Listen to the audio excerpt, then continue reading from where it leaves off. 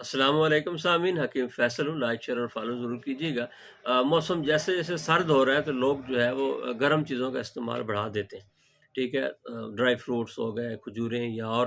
Soup اور اس طرح کی چیزیں، تو جس سے نا جسم میں حرارت بڑھ جاتی ہے اور خون کے اندر حدت ہوتی ہے اور خارش شروع ہو جاتی ہے، بڑی مزیدار خارش ہوتی ہے، میٹھی میٹھی، دل کرتا ہے کھجاتا ہے اور آخر میں خون نکل آتا ہے۔ ایک تو یہ ہے کہ پانی کا استعمال زیادہ کریں، اور دوسرا جو ہے وہ گاجر کا رس ہو، گنے کا رس اور مالٹے کا رس جو ہے یہ استعمال کریں، اس سے بہت زیادہ فائدہ ہوتا ہے۔ دو نسخے ہیں، ایک نسخہ میں نے صبح بتایا ہے، دھنیا پودینہ اور شکر ہم وزن، مطلب 50 گرام لے لیں، اس کی پھکی بنا کے استعمال کریں صبح دوپہر شام 1 چمچ پانی کے ساتھ، انشاءاللہ اس سے فائدہ ہوتا ہے۔ اور دوسرا اور بھی اچھا نسخہ ہے، اس سے اور جلدی پرانی سے پرانی خارش بھی اس سے ٹھیک ہو جاتی ہے۔ وہ بھی 3 چیزیں ہیں جی، آپ نے سنڈ 50 گرام لینی ہے، کچور، اس کو لوگ بعض کھجور سمجھتے ہیں، کھجور نہیں ہے، یہ کچور ہے جی، کاف چے وورے کچور، حکیمی کی دکان سے مل جاتی ہے۔ سونڈ خشک ادرک کو کہتے ہیں، اور چاکسو،